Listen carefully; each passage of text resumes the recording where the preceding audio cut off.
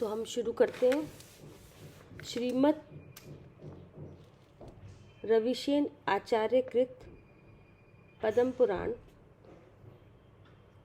मंगलाचरण।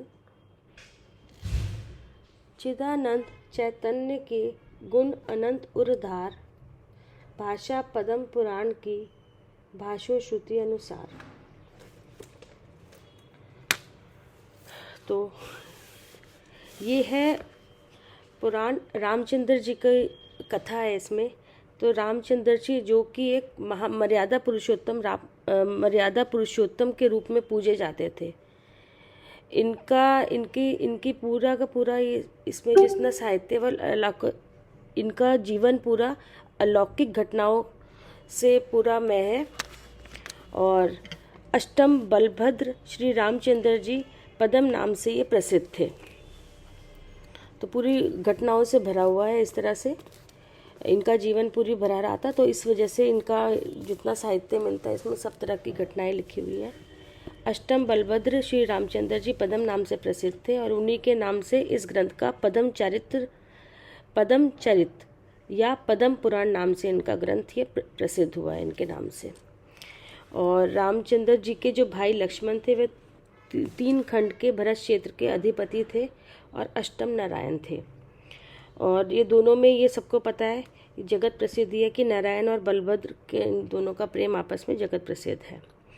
और जितना भी ये जो लिखा ये है पूरा भगवान मुनिसुव्रत के तीर्थ के में इन महानुभावों के ने अयोध्या में जन्म लेकर भारत भूमि को अलंकृत किया था। तो ये पूरा जितना भी ये इनका जन्म हुआ था सबका, राम जी का, लक्ष्मण जी का, उस टाइम भगवान मुनिसुव्रत का तीर्थ था इस समय। और उसके बाद रामचंद्र जी इतने लोकप्रिय हुए कि इनका न केवल इनका वर्णन पूरे भारतवर्ष के साहित्य में, मतलब पूरा भारतवर्ष में नहीं बल्कि बाहर भी इनका सम्मान के साथ इनका पूरा इनका साहित्य, इनके बारे में निरूपण हुआ, इनका जो वर्णन हुआ। और खाली ये वैदिक में भी और बौद्ध धर्म में भी इन अनेक साहित्यकारों ने इनकी मतलब रचना इनके साहित्य की रचना करी है। तो अपने जैन धर्म में भी अपना इसका पूरा इतिहास है। तो इसकी संस्कृत में, प्राकृत में, अपभ्रंश में भी लैंग्वेज है, आदि प्राचीन भाषाओं में और एवं भारत की प्रांतीय विभिन्न भाषाओं में इनके ऊपर उच्च कोटि के ग्रंथ लिखे गए हैं इनकी कहानी के ऊपर, रामचंद्र जी की कहानी के ऊपर। तो इस तरीके से तमाम जगह इनके साहित्य अलग अलग तरीके से वर्णन करा हुआ है। तो और ना केवल पुराण ही लिखे गए हैं बल्कि काव्य, महाकाव्य, नाटक, उपनाटक सब जगह ये मिलते हैं। और हिंदू बौद्ध में तीन तरह की इनकी घटना, राम कथा जो है ना, 3 तरह की है हिंदू और बौद्ध में। एक तो वाल्मीकि रामायण जो प्रसिद्ध हुई थी इनकी वो है, और एक अद्भुत रामायण के नाम से प्रसिद्ध हुई है, और एक जो उसमें है ये जो वो ये बौद्ध में हुई ना, जातक का, इसका नाम है जातक का। तो इस तरीके से इनकी ये वहाँ पर मानी गई है। और जैन धर्म में है, और जैन धर्म में इसकी 2 धाराएं आई हैं राम कथा की। एक तो जो पहले लिखी थी, एक विमल सूरी के द्वारा लिखी गई थी। विमल सूरी ने लिखी थी पौमचर्य, उसका नाम था पौमचर्य। और रविशेन आचार्य के द्वारा लिखी गई पद्म चरित। और दूसरे लिखी गई जो गुणभद्र के जो उत्तर पुराण में। तो इस तरीके से 2 धाराएं राम कथा की इनमें हमारे जैन धर्म में चली। और हिंदू और बौद्ध में तो वही वाल्मीकि, अद्भुत और जातक का, इस तरह की चली थी। तो जो पौमचर्य थी जो विमल सूरी जी की थी, वो वीर निर्वाण संवत 530 में या और विक्रम संवत 60 में उसको रचा गया था, ऐसा सिद्ध था। लेकिन पता बहुत जो उसके पीछे और भी जो लोग हैं वो कहते नहीं और भी पहले की रचना है। वो कहने लगे नहीं, ये तो 3री-4थी की शताब्दी की रचना है। तो क्योंकि जिस तरह भाषा शैली इसकी लिखी हुई है, शब्द है, तो उनको विशेषज्ञों को लगा कि नहीं ये तो और भी पहले की है। तो इस तरीके से बहुत सारी चीज़ें आई थी पहले कि ये करा गया कि इस समय इसका निर्माण ये सबसे पहले ये वाला विमल सूरी जी का हुआ था, पौमचर्य। तो उसके बाद फिर रविशेन आचार्य आए। तो रविशेन आचार्य ने वीर संवत मतलब भगवान के निर्वाण के होने के 1203 वर्ष और 6 महीने बीत जाने के बाद इसका जो ये पद्म मुनि का जो चरित्र आया है इसमें पद्म ये जो हम पढ़ रहे हैं तो इस ये मतलब ये तो हिंदी में है, खैर वो तो संस्कृत में उनका आया था तो उन्होंने वो संस्कृत में लिखा गया था। तो वो इस समय 1204 निर्वाण संवत और विक्रम संवत 734 में संस्कृत में इन्होंने पद्मचरित की रचना करी रविशेन आचार्य ने। तो इस तरीके से ये हमारे जैन धर्म में मतलब यही सबसे ज़्यादा रविशेन आचार्य की इनकी हम बहुत पढ़ते हैं, या उत्तर गुणभद्र की है उत्तर पुराण में इनकी कथा के बारे में हम पढ़ते हैं। तो दोनों ही ग्रंथों में मोस्टली जो है वो 6 विभागों में उसको डिवाइड करके इसकी कहानी को लिखा गया है।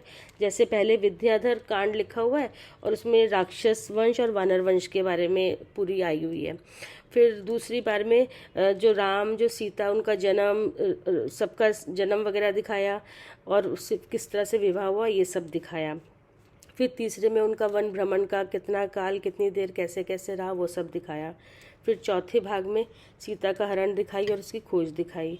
फिर पांचवें में युद्ध दिखाया और उसके बाद युद्ध के बाद जो उत्तरचरित उसके बाद जो था वो सब ये 6 तरह से विभागों में दोनों में ही जो उन्होंने लिखी थी पौमचर्य में और ये पद्मचर्य रविशेन के द्वारा इस तरह की ये विभाग करे हुए लिखा हुआ है। आगे तो जो ये हम पढ़ रहे हैं ये पद्म पुराण प्रथम भाग का ये प्रकाशन ये तो हिंदी में है, ये सन 1948 में हुआ था और इसके संपादन थे डॉक्टर हरिलाल जैन, इन्होंने कुछ हिंदी में संपादन किया होगा। तो इसमें हमने बस ये शुरू में पढ़ा था कि जब आदिनाथ भगवान को केवल ज्ञान हो रहा था, केवल ज्ञान होने से पहले जब वो प्रतिमा योग में खड़े हुए थे तो उसके बाद बाकी घबरा के तो सब लोगों ने छोड़ दिया था। जितने राजाओं ने साथ में दीक्षा दी थी वो तो छोड़ के भाग रहे थे, बिल्कुल वो मतलब दुखी हो गए थे, भ्रष्ट हो गए थे। तो उस समय क्या होता है भोगों की याचना करी थी नमी विनमी ने जाकर समूह शरण में। तो धनेन्द्र ने क्या करा था, धनेन्द्र ने उनको 2 विद्या देके विजात पर्वत पे भेज दिया था। और जो विजात पर्वत कहाँ है वो पृथ्वी से 10 योजन ऊपर स्थित है। और उसके बाद चलते चलते फिर हमने देखा था नमी के थे वो नमी के हुए रत्नमाली पुत्र, और उससे करते करते रत्नमाली से आगे आगे कैसे मेघवाहन आए और मेघवाहन को फिर उन्होंने राक्षसों के जो इंद्र थे उन्होंने उनको वो दिया ये राक्षस द्वीप के जो बीच में त्रिकुटाचल पर्वत है उसके नीचे जो लंका थी वो उन्होंने कहा कि जाओ उनको वो दिया। तो फिर इस तरीके से वो वहाँ फिर उसके बाद महारक्ष हुए उसके बाद वो वानर वो उनका राक्षस वंशी जो राक्षस नाम हुआ एंड में जाके कुल क्रम से चलते चले गए तो राक्षस नाम के तो उसी के नाम से उनका वंश का नाम पड़ गया राक्षस वंश। द्वीप के अंदर तो वो था ही वो जगह जहाँ पे नीचे लंका थी, बीच में पर्वत था, पर उसके नीचे लंका थी जाकर, लेकिन जो वंश का नाम इनका पड़ा जब वो राक्षस नाम का पुत्र इनके आगे कुल क्रम में चलते चलते आया तो राक्षस वंश हो गया। फिर उसके बाद हमने देखा था किस तरह से वानर वंश भी हुआ। तो वो श्रीखंड था, जो श्रीकंठ को उसने भेजा था, उन्होंने कीर्ति धवल ने दे दिया था कि जाओ, तो जो वानर द्वीप दे दिया था उनको कि वहाँ पर आप जाओ। उन्होंने फिर वहाँ पे किशकुपुर नगर अपना बसाया था। तो वानर द्वीप कहाँ था, ये था साउथ वेस्ट डायरेक्शन में जैसे ये तो साउथ की तरफ था नीचे, लेकिन साउथ वेस्ट डायरेक्शन में जाकर ही वहाँ पर ये था वानर द्वीप। तो उन्होंने वहाँ चले गए थे तो वहाँ पे करा था। तो उसके बाद जितने जितने उसके आगे कुलक्रम से आते चले गए वो वहाँ के वानर वंशी कहलाए थे। तो और इस तरह से दोनों की मित्रता तो थी, राक्षस वानर वंश की मित्रता थी। और इधर इंद्र था वो वहाँ पर विजात पर्वत पे रत्नपुर में, तो वहाँ पे वो इंद्र जन्मा था। सहसार वगैरह से वो पूरी स्टोरी उसकी भी है कि वहाँ पर इंद्र था। तो इंद्र के द्वारा इन सबकी इंद्र एक तरफ था और इनकी सबकी लड़ाई होती थी। तो इंद्र बहुत महाबलवान था, तो इनको बार बार उसके चक्कर में उनको पातालंका में जाके छुपना पड़ता था। पातालंका भी बहुत पहले देवों के द्वारा उनके द्वारा दी थी, उन्होंने धनेन्द्र ने दी थी उनको। कि आप जाके पता लंका, जो और भी ऐसी जगह थी पृथ्वी के नीचे छिपी हुई कि कोई भी वहाँ तक पहुँचना किसी के लिए असंभव था, छुपने के लिए दी थी कि कहीं आपको कभी कोई दिक्कत हो तो आप यहाँ पे चले जाना। तो इस तरह से वो भी पहले उनको दी गई थी, तो बीच में गए। तो इस तरह से युद्ध करते करते तो लंका, तो फिर वैश्रवन आया। वैश्रवन को इंद्र ने वैश्रवन को राजा बना, उसको कह दिया था कि अब आप इसको संभालोगे, वैश्रवन को संभालने के लिए लंका का दे दिया था। तो फिर जब, और ये छोटे छोटे बच्चे जब हुए थे राक्षस वगैरह, वो राक्षस कह रही हूँ रावण और ये सब विभीषण वगैरह सब हुए, तो जब उसको पता चला, बताया गया कि देखो ये तुम्हारी हमारी लंका थी, वहाँ पे मत जाना खेलने के लिए, इस तरह से कर कर। तो जब वो फिर ये सब आगे मतलब बाद में फिर बड़े हुए, जब उसको रावण को पता चला तो रावण ने उसको छीना। गुस्से में उसने बहुत विद्याएं प्राप्त करी और उससे जाकर विद्याएं प्राप्त करी। तो उसके बाद जाके धीरे कैसे उसने वैश्रवन से लड़ाई करी और अपना लंका वापस लिया और लंका में प्रवेश करा। बहुत भारी स्वागत हुआ उसका। फिर आगे हमने और भी देखा कि किस तरह से स्वागत, अब वो इंद्र से, उसको तो इंद्र से जीतना था, इंद्र तो वो ये प्रकरण आगे आगे बढ़ा। किस तरह उसने, उसकी वीरता हमने बीच में देखी, हाथी को उसने अपने वश में करा, त्रिलोक मंडल हाथी को, और किस तरीके से उसने उसकी बहन को ले गया था उठा के खरदूषण, उसको भी। फिर उसने एक बड़ी सेना तैयार करी, आगे आगे पढ़ते हम आए किस तरह बड़ी सेना तैयार करके खरदूषण को भी अपने साथ लिया, और जितने बीच में जो आ रहा था सबको जीत कर, सहस रश्मि को जीत, उसको अपनी तरफ करा, सबको जीतता हुआ आगे वो इंद्र की तरफ लड़ाई के मैदान में बढ़ रहा था। तो ये हमारा प्रकरण पूरा इस तरीके से मोटा मोटी चल रही थी। तो फिर हम कहाँ पर थे, तो वो पहुँचने ही वाला था। अब देखो हमने देख लिया था कि किस तरीके से नलकूबर, हमने ये इससे पहले प्रकरण कल पढ़ा ही था द्वादश में, किस तरह से जो वहाँ पर इंद्र से पहुँचने से पहले जो नलकूबर था, जो लोकपाल था, और जो इंद्र ने उसको बनाया था, उससे कह दिया था कि मैं तो जा रहा हूँ सुमेरु पर्वत पर दर्शन करने के लिए। और उसको पता था, उसने जब बोला कि रावण की सेना, इस तरह गुप्तचरों के बताया गया कि रावण की सेना बिल्कुल पास में ही है, वो आने वाले, तो उसने कहा कोई बात नहीं, आप संभाल लेना, आपके पास शस्त्र तो है ही और आपके पास इस तरह का है सब, तो आप संभाल सकते हो, आराम से आप संभाल लेना, चिंता नहीं करना, कोई दिक्कत नहीं है। तो आप नलकूबर से कहकर वो चला गया बिना डरे, डरा ही नहीं था उस समय, इसको कोई डर नहीं था, तो वो चला गया। तो उसने, नलकूबर ने अपने हिसाब से पूरे कोट वगैरह बड़े भारी तैयार करे, पूरी विद्या से सब कुछ अच्छे से करा। लेकिन रावण वगैरह जब, मतलब रावण ने बोला कि जाओ उससे वो लेकर आओ, रावण ने उनको भेजा कि दंड वसूल करने के लिए एक अपने सेनापति को भेजा प्रहस नाम के, कि आप जाओ उनसे दंड वसूल करो। तो वो वहाँ जा ही नहीं पाया। उसने आगे बताया कि उन्होंने तो बहुत बड़े बड़े कोर्ट तैयार कर दिए, हम वहाँ पे जाना ही पॉसिबल नहीं है, और इस तरह से वहाँ तो मतलब बिल्कुल भी अब कुछ नहीं कर सकते।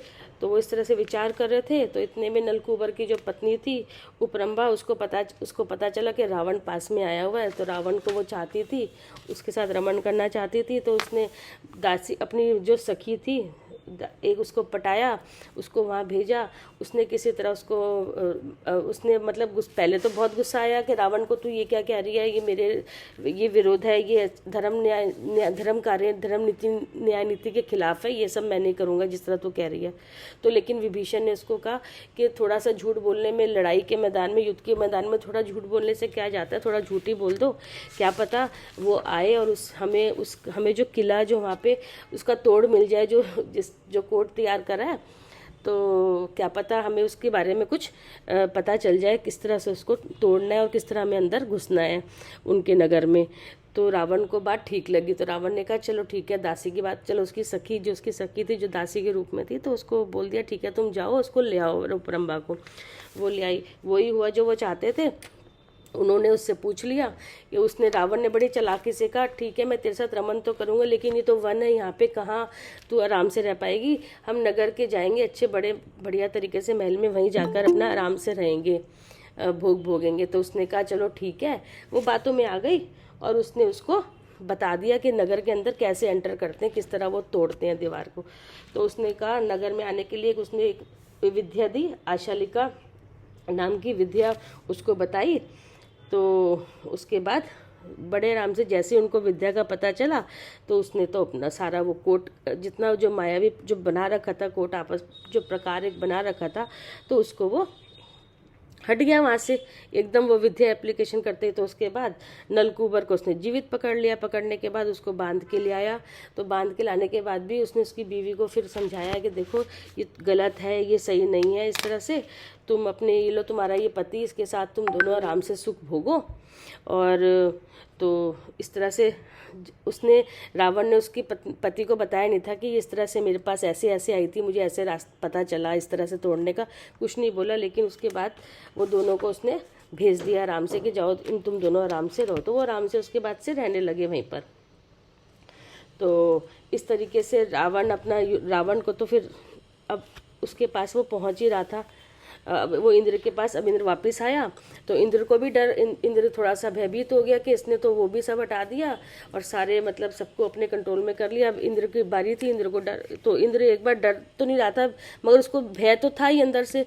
तभी वो पहले अपने पिताजी सहस्रार था जो उसके पास पहुंचा और उनसे बोला कि भाई इस तरह से सारी बात कहने लगा कि युद्ध के इस तरह वो आ रहा है। तो उसने सहस्रार ने समझाने की कोशिश करी कि भाई ये तू रहने दे, तो उसको मित्र बना ले, बल्कि अपनी बेटी की शादी भी उससे कर दे, तो बच जाएगा, और नहीं तो बड़ा मुश्किल है। तो वो तो गुस्सा हो गया कि नहीं मैं क्या उससे किसी बात में कम हूँ, आप ऐसे कैसे कह सकते हो। तो कुछ भी बोलकर उसकी बात उसने नहीं मानी। तो उसके बाद तो फिर क्या हुआ, फिर वो युद्ध तो होना ही था, तो आ गया वो बिल्कुल पास में आ गया और युद्ध की तैयारी शुरू हो गई। तो इधर इंद्र ने भी सब अपनी सेना वेना को कहा चलो जाओ अब तो युद्ध करना ही है। तो युद्ध के मैदान में दोनों के दोनों आमना सामना उतर आए। तो उसके बाद क्या हुआ, बस अब युद्ध हुआ तो पहले जो छोटे बाकी जो पहले और जो योद्धा थे वो आपस में आए। कभी वो हारे, कभी इंद्र की सेना को नष्ट करा, कभी राक्षस, फिर उन्होंने राक्षस वंशियों ने कभी उनकी सेना को नष्ट करा, कभी इंद्र ने राक्षस वंशियों को नष्ट करा। इस तरह से नष्ट हो रहे थे। तो उसके बाद क्या हुआ वो हम अब आगे पढ़ेंगे। पेज नंबर है 283। तदंतर देवों की विकट मार से राक्षसों की सेना को नष्ट होता देख वानर वंशी राजा महेंद्र का महाबलवान पुत्र, जो कि अत्यंत चतुर था और प्रसन्न कीर्ति इस सार्थक नाम को धारण करता था।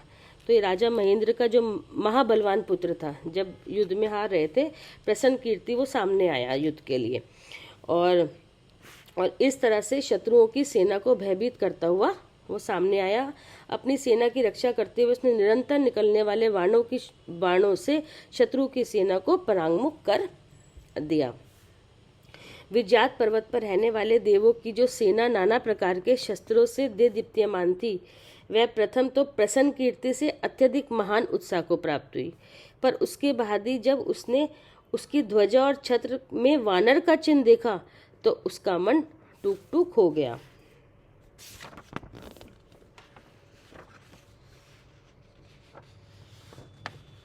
तदंतर जिस प्रकार काम के बाणों से कुगुरु का हृदय खंडित हो जाता है, उसी प्रकार जिसने अग्नि की देदीप्यमान शिखा निकल रही थी, ऐसे प्रसन्न कीर्ति के बाणों से देवों की सेना खंडित हो गई। तदंतर देवों की और दूसरी सेना के आमने सामने आई। वह सेना कनक, तलवार, गदा, शक्ति, धनुष और मुदगर आदि अस्त्र शस्त्रों से युक्त थी। तत्पश्चात माल्यवान का पुत्र श्री माली, जो अत्यंत वीर और निशंक हृदय वाला था, देवों के सेना के आगे सामने खड़ा हो गया, जिसकी सूर्य के समान कांति थी और जो निरंतर बाणों के समूह छोड़ रहा था। ऐसे श्री माली ने देवों को क्षण मात्र में कहाँ भेज दिया इसका पता ही नहीं चला, सारे आ गए सामने। तदंतर जो शत्रु पक्ष की ओर से सामने खड़ा था, उसका वेग अनिवार्य था, जो शत्रुओं की सेना को इस तरह शोभयुक्त कर रहा था जिस प्रकार की महाग्राह किसी समुद्र को शोभयुक्त करता है, सो अपना मदोन्मत्त हाथी शत्रुओं की सेना पर हूल रहा था, और जो तलवार हाथ में लिए उद्दंड योद्धाओं के बीच में घूम रहा था। ऐसे श्री माली को देखकर देव लोग अपनी सेना की रक्षा करने के लिए उठे। देव लोग ये वही है, देव विद्याधर को कहते हैं, भूमिवासी विद्याधरों को देव भी कहा जाता है, क्योंकि उन्हीं के समान उनकी चर्या रहती थी, सुख को भोगते थे। तो इस तरीके से रक्षा करने उस समय उन सबके शरीर बहुत भारी क्रोध से व्याप्त थे और उनके हाथों में अनेक शस्त्र चमक रहे थे। शिखी, केशरी, दंड, उग्र, कनक, प्रवर आदि इंद्र के योद्धाओं ने आकाश को दूर तक ऐसा आच्छादित कर लिया जैसा कि वर्षा ऋतु के मेघ आच्छादित कर देते हैं। इनके सिवाय मृगचिन आदि इंद्र के भानेज भी, जो कि रण से समुत्पन्न तेज के द्वारा अत्यधिक देदीप्यमान और महाबलवान थे, आकाश को दूर दूर तक आच्छादित कर रहे थे। तो ये आमना सामना हो रहा था। इधर इधर सारे जो विद्याधर थे, इधर राक्षस वंशी, वानर वंशी, सब आपस में युद्ध, दोनों तरफ से युद्ध चल रहा था। तो इधर श्रीमाली ने अपने अद्र चंद्राकार बाणों से काटे हुए उनके सिरों से पृथ्वी को इस प्रकार ढक दिया मानो शेवाल सहित कमलों से ही ढक दिया हो। अथंतर इंद्र ने विचार किया कि जिसने इन श्रेष्ठ देवों के साथ साथ इन नर श्रेष्ठ राजकुमारों का क्षय कर दिया है तथा अपने विशाल तेज से जिसकी ओर आंख उठाना भी कठिन है, ऐसे इस राक्षस के आगे युद्ध में देवों के बीच ऐसा कौन है जो सामने खड़ा होने पर भी इच्छा कर सके। इसलिए जब तक यह दूसरे देवों को नहीं मारता, उसके पहले ही मैं स्वयं इसके युद्ध की श्रद्धा का नाश कर देता हूँ। ऐसा विचार कर देवों का स्वामी इंद्र भय से कांपती हुई सेना को सांत्वना देकर ज्यों ही युद्ध के लिए उठा, त्यों ही उसका महाबलवान जयंत नाम का पुत्र चरणों में गिरकर और पृथ्वी पर घुटने टेककर उससे कहने लगा। तो जब देखा कि उसके मारे जा रहे हैं, देव भी उसके सामने नहीं टिक रहे हैं, तो उन्होंने कहा कि चलो अब मैं ही आगे आता हूँ। तो जैसे ही वो आने लगा इंद्र, तो उसके बीच में फिर वो उसका जो जयंत नाम का पुत्र था इंद्र का, वो आ गया। वो भी महाबलवान था। वो कहने लगा कि हे देवेंद्र, यदि मेरे रहते हुए आप युद्ध करते हैं तो आपसे जो मेरा जन्म हुआ है वह निरर्थक ही है। कहते हैं आप क्यों जा रहे हो, अभी तो मैं हूँ। तो जब मैं बाल्यावस्था में था, आपकी गोद में खेलता था और आपके पुत्र के स्नेह से बार बार मेरी ओर देखते थे, आज मैं उस स्नेह का बदला चुकाना चाहता हूँ। तो कहते मैं अपने पुत्र होने का आपका ऋण उतारना चाहता हूँ, आप मुझे भेजो युद्ध करने के लिए, मैं युद्ध करूँगा।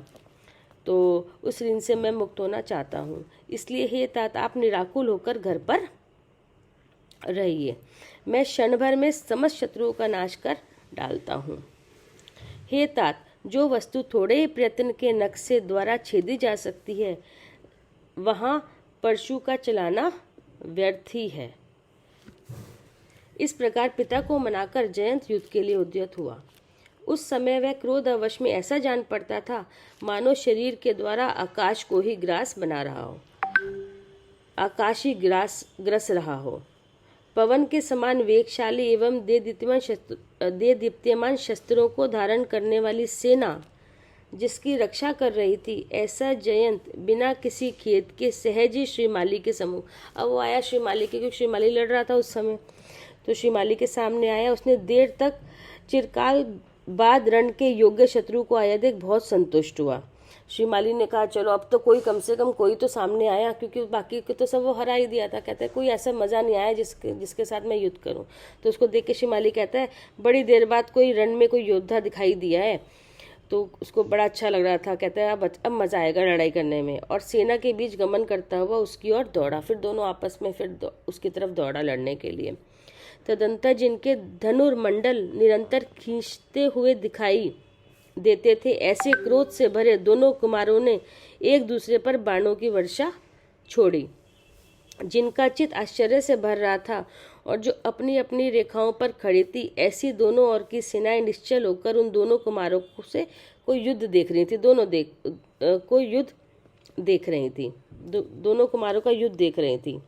जो सेनाएं थे वो देख रही थी किस तरह ये लोग दोनों आपस में झगड़ रहे हैं। तदंतर अपनी सेना को हर्षित करते हुए श्रीमाली ने कनक नामक हथियार से जयंत का रथ तोड़कर रथ रहित कर दिया। तो श्रीमाली ने क्या, उसको जो हथियार था उस हथियार से उसने उसका रथ तोड़ दिया। और जैसे ही रथ तोड़ा तो जयंत नीचे बेहोश होकर नीचे गिर पड़ा। और उसकी सेना का मन भी, अब जब देखा कि ये तो हार रहा है, तो सेना तो ऑब्वियसली सेना को तो लग ही रहा था कि अब हम भी हार गए जब ये हार गया तो। और मूर्छा दूर होने पर जब वह उठा तो सेना का मन भी उठ गया। तदंतर जयंत ने भी, तो उसके बाद वो उठा तो उसको खुशी हुई, चलो भाई जयंत तो उठ गया, अब आगे बढ़ी लड़ाई। तो फिर उसके बाद जयंत ने नामक शस्त्र चलाकर श्रीमाली को रथ रहित कर दिया। अब उसने उसको शस्त्र चलाया, उस पर शस्त्र, और वो उसको रथ रहित कर दिया। अत्यंत बड़े हुए क्रोध से ऐसा प्रहार किया कि वह मूर्छित होकर गिर गया। तब शत्रु सेना ने बड़ा भारी हर्षनाद हुआ। होता ही वहाँ पे श्रीमाली जैसा इतना बड़ा योद्धा जिसने सबको हरा दिया था, सब देवों को कितने को नष्ट कर दिया था, बड़े से बड़े खुश हो गए कि अरे वाह, ये तो बहुत अच्छी बात है कि अब हम जीत गए हैं। उनको उसने हर्षनाद करा। इधर राक्षसों की सेना में रुदन शब्द सुनाई देने लगा। अब राक्षस में तो होने लगा कि भाई अब हमारा क्या होगा, हम तो सारे हार गए। तो जब मूर्छा दूर हुई, अब श्रीमाली फिर जैसे वो तो मूर्छित ही हो गए थे, तो मूर्छा दूर हुई, श्रीमाली अत्यंत कुपित हो शस्त्र समूह की वर्षा करता हुआ जयंत के सम्मुख। फिर उसके बाद वो उठा, फिर उसने वो शस्त्रों का अपना शुरू कर दिया, उस पर बाण फेंकना।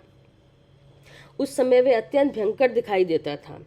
शस्त्र समूह को छोड़ते हुए दोनों कुमार ऐसे सुशोभित हो रहे थे मानो जिनकी चमकीली सटाओं का समूह उमड़ रहा था, ऐसे सिंह के दो बालक ही हों। तदंतर इंद्र के पुत्र जयंत ने मालवान के पुत्र श्रीमाली के वक्षस्थल पर गदा का ऐसा प्रहार किया कि वह पृथ्वी पर गिर पड़ा। अब गदा का प्रहार हुआ इस पर, श्रीमाली पर। जयंत ने, इंद्र का जो पुत्र जयंत था, उसने उसके ऊपर गदा चला दी गदे से। तो जैसे इतनी तेज उसका प्रहार करा तो वो जाके एकदम नीचे गिरा और उसके मुंह से खून की धारा निकल पड़ी। तो पृथ्वी पर एकदम गिरा। तो अब ऐसा लगता था अब तो बस गया, अब तो सूर्यास्त होने, मतलब सूर्यास्त मतलब कि अब वो मर ही रहा है, मरने ही वाला है बस अब। तो श्रीमाली को मारने के बाद जयंत ने रथ पर सवार हो हर्ष से शंख फूका। अब वो क्योंकि इतनी तेज उसने उसके ऊपर प्रहार किया था कि अब वो बचने का कोई सवाल नहीं था, वो मर गया श्रीमाली।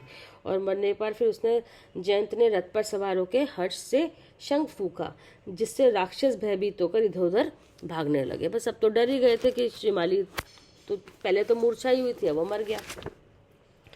तो इधर श्रीमाली को निष्प्राण और जिसके योद्धा हर्षनाद कर रहे थे, ऐसे जयंत को आगामी युद्ध के तत्पर देख रावण का पुत्र इंद्रजीत, अब देखो वहां से क्या हुआ, जब ये सब देखा तो अब रावण का पुत्र आगे आया, इंद्रजीत था उसका पुत्र का नाम।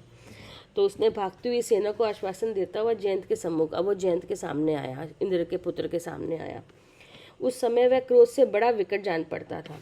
तदंतर इंद्रजीत ने कलिकाल की तरह लोगों के अनादर करने में संलग्न जयंत को अपने बाणों से कवच की तरह जर्जर कर दिया। इंद्रजीत कम थोड़ी था, रावण का बेटा था तो वो भी बहुत ज्यादा। तो उसने जयंत को अपने बाणों से कवच की तरह जर्जर कर दिया, अर्थात जिस प्रकार बाणों से उसका कवच जर्जर किया था, क्योंकि कवच पहना हुआ था तो पूरे जगह जगह बाण उस पे लगे थे, उसी प्रकार उसका शरीर भी जर्जर कर दिया था। जिसका कवच टूट गया था, उसका टूट गया था, जिसका शरीर खून से लाल लाल हो रहा था और जो गड़े हुए बाणों से सेही की तुलना प्राप्त कर रहा था। ऐसे जयंत को देखकर इंद्र स्वयं युद्ध करने के लिए उठा। अब जब हालत उसकी भी वो हो गई, अब तो बिल्कुल शरीर चकनाचूर हो गया था उसका, उसके बेटे का। अब इंद्र को तो आगे आना ही था, अब इंद्र आगे आया। उस समय इंद्र अपने वाहनों और चमकते हुए तीक्ष्ण शस्त्रों से निरंद्र आकाश को आच्छादित कर रहा था। इंद्र को युद्ध के लिए उद्यत देख सन्मति नामक सारथी ने रावण से कहा कि हे देव, यह देवों का अधिपति इंद्र स्वयं ही आया है। अब वो उसका कहने लगा, देखो ये इंद्र आ गया सामने। अब तो लोकपालों का समूह चारों ओर से इनकी रक्षा कर रहा है। यह मदोन्मत्त ऐरावत हाथी पर सवार है, मुकुट के रत्नों की प्रभा से आवृत है, ऊपर लगे हुए सफेद छत्र से सूर्य को ढक रहा है तथा शोभ को प्राप्त हुए माँ सागर के समान सेना से घिरा हुआ है। यह चूंकि महाबलवान है, इसलिए कुमार इंद्रजीत युद्ध करने के लिए इसके योग्य नहीं है। वो कहते हैं इंद्र ये इतना महाबलवान है, इंद्र आपने ये जो इंद्रजीत है ये आप सामने आओ, ये चाहे बेशक महाबलवान, लेकिन ये इसके सामना नहीं कर पाएगा। अतः आप अपने आप स्वयं उठो और शत्रु के अहंकार को आप नष्ट कर दो। तो इस तरीके से उनका सारथी उसने बोला, सारथी ने उसको, रावण को। तो तदंतर बलवान इंद्र को सामने आता देख रावण वायु के समान वेगशाली रथ से सामने दौड़ा। अब आया सामने रावण।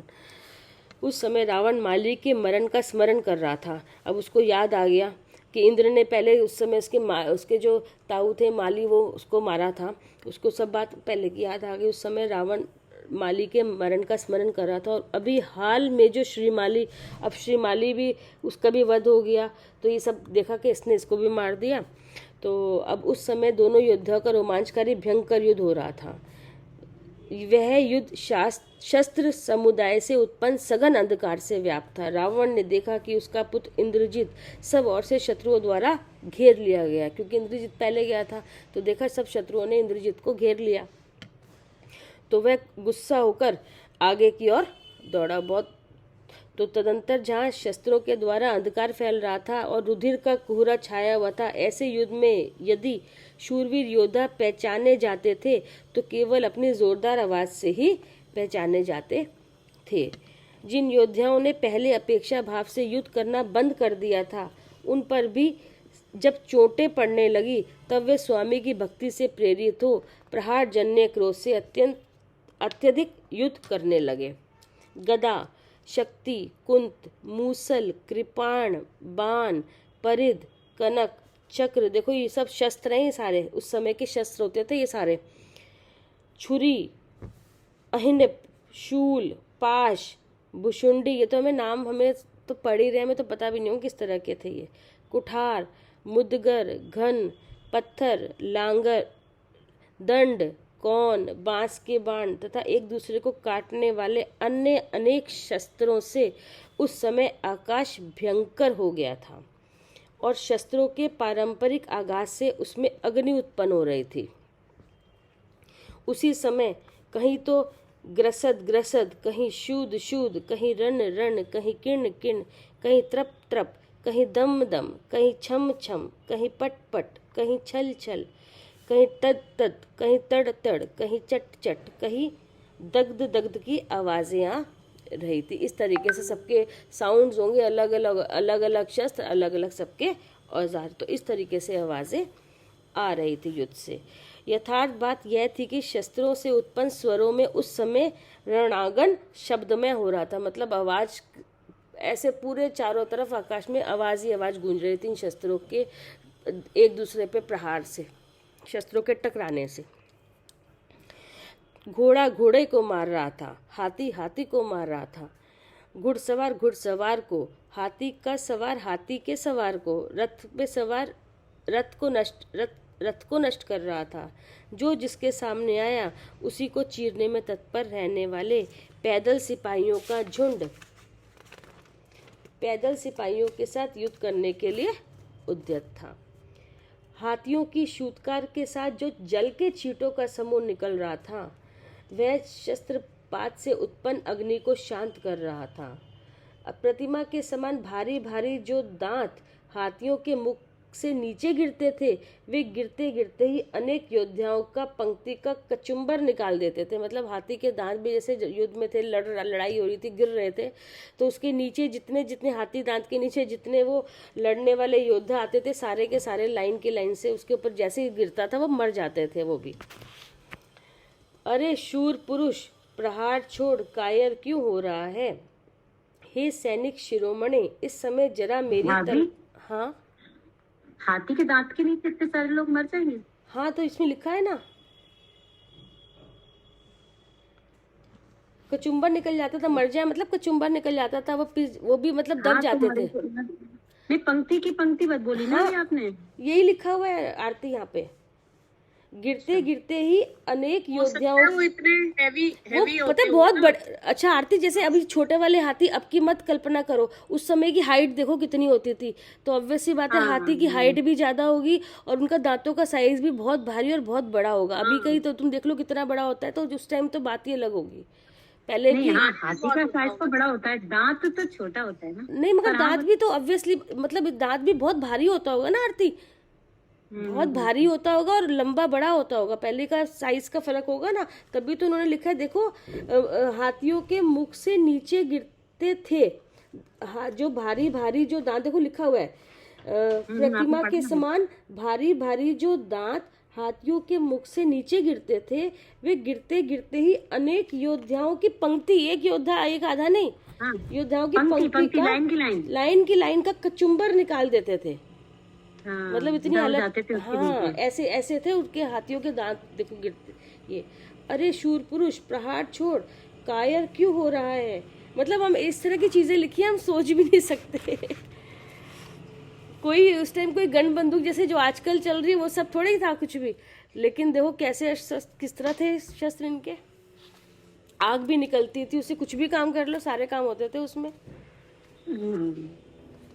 हे सैनिक शिरोमणि, इस समय जरा मेरी तलवार का भी तो वार सहन कर ले। अब तू मरता ही है मेरे पास आकर, अब तो जा ही कहाँ सकता है। अरे दुशिक्षित, तलवार पकड़ना भी तो तुझे आता नहीं है, युद्ध करने के लिए चला है, जा यहाँ से भाग। मतलब इस तरह की देखो एक दूसरे की आवाजें भी आ रही थी जो आपस में योद्धा लड़ रहे थे। जा जा यहाँ से भाग जा और अपने आप की रक्षा कर, तेरी रन की खाज व्यर्थ है। तू इतना थोड़ा घाव किया कि उससे मेरी खाज ही नहीं गई। तूने इतना थोड़ा घाव करा कि उससे मेरी खाज ही नहीं गई। तुझ नपुंसक ने स्वामी का वेतन व्यर्थ ही खाया है। चुप रह, क्यों गरज रहा है। मतलब देखो आपस में ये भी आपस में जो छोटे जो सैनिक वगैरह थे कह रहे थे कि तूने अपना बेकारी पैसे लिया, तूने उससे कुछ कर तो पा नहीं रहा तू। इस तरह के आपस में बात कर रहे थे, लड़ रहे थे लड़ते लड़ते। अवसर आने पर शूरवीरता अपने आप प्रकट हो जाएगी। कांप क्यों रहा है, जरा स्थिरता को प्राप्त हो। शीघ्र ही बाण हाथ में ले, मुट्ठी को मजबूत रख, देख या तलवार खिसक कर नीचे चली जाएगी। तो इस तरह व्यंग एक दूसरे पर कस रहे थे। उस समय युद्ध में अपने अपने स्वामियों के आगे परम उत्साह से युक्त योद्धाओं के बार बार उल्लेखित वार्तालाप हो रहे थे। इस तरह के वार्तालाप आपस में हो रहे थे। किसी की भुजा आलस्य से भरी थी, उठती ही नहीं थी, पर जब शत्रु ने उसमें गदा की चोट जमाई तब वह क्षण भर में नाच उठा और उसकी भुजा ठीक हो गई। जिससे बड़े वेग से अत्यधिक खून निकल रहा था, ऐसा किसी का सिर शत्रु के लिए बार बार धन्यवाद देता हुआ नीचे गिर पड़ा। बाणों से योद्धाओं का वक्षस्थल तो खंडित हो ही गया था, पर मन खंडित नहीं हुआ था। इसी प्रकार योद्धाओं का सिर तो गिर गया, पर मान नहीं गिरा। उन्हें मृत्यु प्रिय थी, पर जीवन प्रिय नहीं था। जो महातेजस्वी कुशल वीर थे, उन्होंने संकट आने पर शस्त्र लिए, यश की रक्षा करते करते अपने प्राण छोड़ दिए। कोई एक योद्धा मर तो रहा था, पर शत्रु को मारने की इच्छा से क्रोधयुक्त हो जब गिरने लगा तो शत्रु के शरीर पर आक्रमण कर गिरा। शत्रु के शस्त्र की चोट से जब किसी योद्धा का शस्त्र छूटकर नीचे गिर गया, तब उसने मुट्ठी रूपी मुदगर की मार से ही शत्रु को प्राण रहित कर दिया। किसी महायोद्धा ने मित्र की तरह भुजाओं से शत्रुओं का गाढ़ आलिंगन कर उसे निर्जीव कर दिया। आलिंगन करते समय शत्रु के शरीर से खून की धारा बह निकली। किसी योद्धा ने योद्धाओं के समूह को मारकर युद्ध में अपना सीधा मार्ग बना लिया। भय के कारण अन्य पुरुष उसके उस मार्ग में आड़े नहीं आए थे। गर्व से जिनका वक्षस्थल तना हुआ था, ऐसे उत्तम योद्धाओं ने गिरते गिरते भी शत्रु के लिए अपनी पीठ नहीं दिखलाई थी। बड़े वेग से नीचे गिरने वाले घोड़े, रथों, योद्धाओं और हाथियों ने हजारों घोड़ों, रथों, योद्धाओं और हाथियों को नीचे गिरा दिया था। शस्त्रों के निक्षेप से उठी हुई रुधिर, रक्त, धूलि और हाथियों के मदजल से आकाश ऐसा व्याप्त हो गया था मानो इंद्रधनुषों से ही आच्छादित हो रहा हो। कोई एक भयंकर योद्धा अपनी निकलती हुई आंतों को बाएं हाथ से पकड़कर तथा दाहिने हाथ से तलवार उठा बड़े वेग से शत्रु के सामने जा रहा था। देखो ऐसी भी स्थिति थी। जो होंठ चबा रहा था तथा जिसके नेत्रों की पूर्ण पुतलियां दिख रही थी, ऐसा कोई योद्धा अपनी ही आंतों से कमर को मजबूत कसकर शत्रु की ओर जा रहा था। जिसके हथियार गिर गए थे, ऐसे किसी योद्धा ने क्रोध निमग्न होकर अपना खून दोनों हाथों में भरकर शत्रु के सिर पर डाल दिया था। जो निकलते हुए खून की धारा से लथपथ वस्त्रों से सुशोभित था, ऐसा कोई योद्धा शत्रु के द्वारा काटी हुई अपनी हड्डी लेकर शत्रु के सामने जा रहा था, जो युद्ध में उत्सुक तथा युद्ध काल में उत्पन्न होने वाली अनेक चेष्टाओं से युक्त था। ऐसे किसी योद्धा ने शत्रु को पाश में बांधकर दूर ले जाकर छोड़ दिया। जो न्यायपूर्ण युद्ध करने में तत्पर था, ऐसे किसी योद्धा ने जब देखा कि हमारे शत्रु के शस्त्र नीचे गिर गए हैं और वो निरस्त हो गए हैं, वह स्वयं भी अपना शस्त्र छोड़कर अनिच्छा से शत्रु के सामने गया था। कोई योद्धा धनुष के अग्रभाग में लगे हुए खून की बड़ी मोटी धाराओं की वर्षा करने वाले शत्रु के द्वारा ही दूसरे शत्रुओं को मार रहा था। तो इस प्रकार आपस में झगड़ा हो रहा था। तो इस प्रकार जब योद्धाओं के बीच महायुद्ध हो रहा था, ऐसे महायुद्ध की जो भय को भी भय उत्पन्न करने वाला था तथा उत्तम मनुष्य को आनंद उत्पन्न करने में तत्पर था, जहाँ हाथी अपनी सूंड में कसकर वीर पुरुषों को अपनी ओर खींचते थे, पर वे वीर पुरुष उनकी सूंडें स्वयं काट डालते थे। जहाँ लोग घोड़ों को काटने के लिए उद्यत होते अवश्य थे, पर वे वेगशाली घोड़े अपने खुरों के आघात से उन्हें वहीं गिरा देते थे। जहाँ घोड़े सारथियों की प्रेरणा पाकर रथ खींचते थे, पर उनसे उनका शरीर घायल हो जाता था। जहाँ मस्तक रहित बड़े बड़े हाथी पड़े हुए थे और लोग उन पर पैर रखते हुए चलते थे। जहाँ पैदल सिपाहियों के शरीर एक दूसरे के वेगपूर्ण आघात से खंडित हो रहे थे। जहाँ उत्तम योद्धा अपने हाथों से घोड़े की पूंछ पकड़कर इतने जोर से खींचते थे कि वे निश्चल खड़े रह जाते थे। जहाँ हाथों की चोट से हाथियों को गंडस्थल फट जाते थे तथा उनके मोती निकलने लगते थे। जहाँ गिरते हुए हाथियों से रथ टूट जाते थे और उनकी चपेट में आकर अनेक योद्धा घायल होकर नीचे गिर जाते थे, इतना भारी भरकम आते थे। जहाँ लोगों के नासिकाओं के समूह पड़ते हुए खून के समूह से आच्छादित हो रहे थे, जहाँ आकाश और दिशाओं के समूह खून के समूह से आच्छादित थे और जहाँ हाथियों के कानों की फटकार से प्रचंड वायु उत्पन्न हो रही थी। इस प्रकार योद्धाओं के बीच भयंकर युद्ध हो रहा था। पर युद्ध के कौतूहल से भरा वीर रावण उस युद्ध को ऐसा मान रहा था जैसे मानो कुछ हो ही ना रहा हो। मतलब इतना सब कुछ घट रहा था, लेकिन रावण को अभी भी कोई मन में ऐसा नहीं डर लग रहा था कि कुछ भी हो रहा हो, ऐसा कुछ लग ही नहीं रहा था कि कुछ हुआ हो। अब उसने अपने सुमति नामक सारथी से कहा कि उस इंद्र के सामने ही रथ ले जाया जाए। फिर उसने बोला कि चलो इंद्र के सामने ही मेरा रथ लेके चलो, क्योंकि जो हमारी समानता नहीं रखते ऐसे उसके अन्य सामंतों के मारने से क्या लाभ। कहते अब क्या फ़ायदा इनसे, और इनको पहले सब ये हालत हो रही है और तुम मुझे इसके सामने ही ले चलो, सीधा इंद्र के सामने। अपने सारथी को उसने बोला। तृण के समान तुच्छ इन सामंतों पर ना तो मेरा शस्त्र उठता है और ना महाभट्ट रूपी ग्रास के ग्रहण करने में तत्पर मेरा मन ही इनकी ओर प्रवृत्त होता है। अपने आप की विडंबना कराने वाले इस विद्याधर ने शुद्ध अभिमान के वशीभूत हो अपने आप को जो इंद्र मान रखा है, सो इसके इस इंद्रपने को आज मृत्यु के द्वारा मैं दूर करता हूँ। कि ज़्यादा अपने आप को इंद्र समझता है ना, ला आज मैं इसको इसका इंद्रपना दिखाता हूँ। तो इस तरह से रावण कहने लगा, यह बड़ा इंद्र बना है, ये लोकपाल इसी ने बनाया है ना सारे, इसको मैं अब देखता हूँ। यह अन्य मनुष्यों को देव मानता है और विजात पर्वत को स्वर्ग समझता है। ऐसे सोचता है, ऐसे पूरा विजात पर्वत स्वर्ग हो गया और ये अपने आप को, ये मैं ज़्यादा यहाँ का इंद्र हूँ, और इस तरीके से अपने आप को वो समझता है। तो देखो, यह बड़ा इंद्र है, लोकपाल इसी ने बनाई है। जैसे यह अन्य मनुष्यों को देव मानता है और विजात पर्वत को स्वर्ग समझता है। बड़े आश्चर्य की बात है कि जिस प्रकार कोई दुर्बुद्धि नट उत्तम पुरुष का वेश धर अपने आप को भुला देता है, उसी प्रकार यह दुर्बुद्धि शूद्र लक्ष्मी से मत होकर अपने आप को भुला रहा है तथा लोगों की हंसी का पात्र हो रहा है। शुक्र, शोणित, मांस, हड्डी और मज्जा आदि से भरे हुए माता के उदर में चिरकाल तक निवास कर रहे ये अपने आप को देव मानने लगे हैं।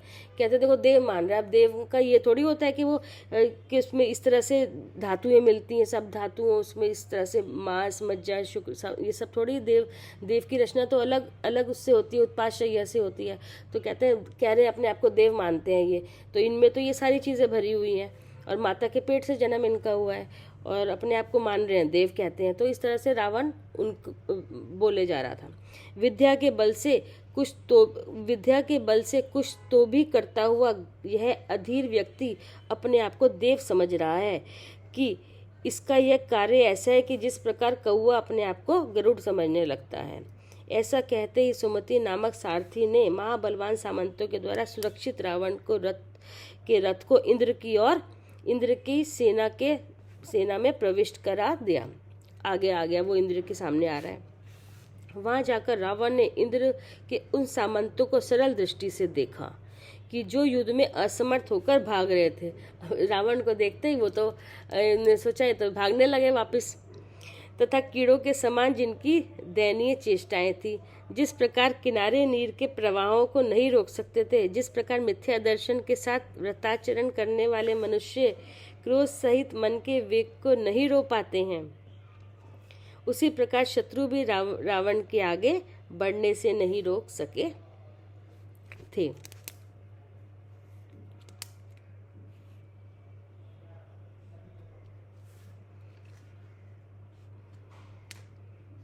जिस प्रकार चंद्रमा का उदय होने पर अंधकार नष्ट हो जाता है, उसी प्रकार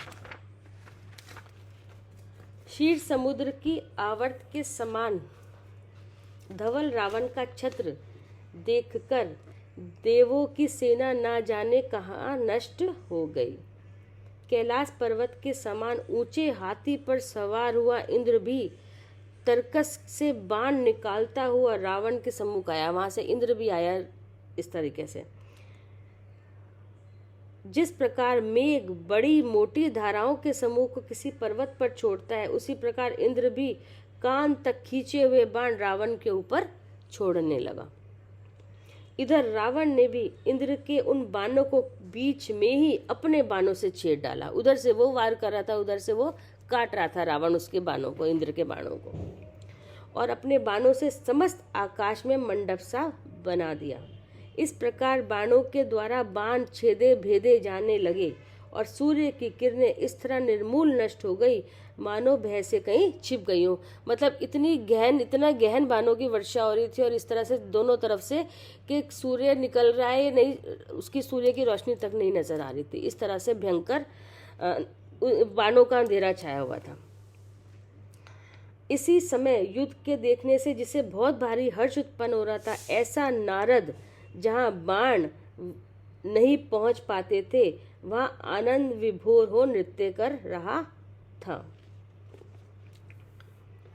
अथान्ता जब इंद्र ने देखा कि रावण सामान्य शस्त्रों से साध्य नहीं है, तो इंद्र ने देखा इस रावण का तो कुछ नहीं बिगड़ पा रहा। वो वहां से वार पे वार किए जा रहा है बाणों की वर्षा, लेकिन रावण जितने भी इंद्र ने बाण डाले सबको तोड़ता चला गया वो तो। और वो देखकर तो ऊपर वही नारद भी था, सबको वो तो साथ लेके ही आ रहा था। नारद भी था, नारद देख रहा था तो बड़ा प्रसन्न हो रहा था।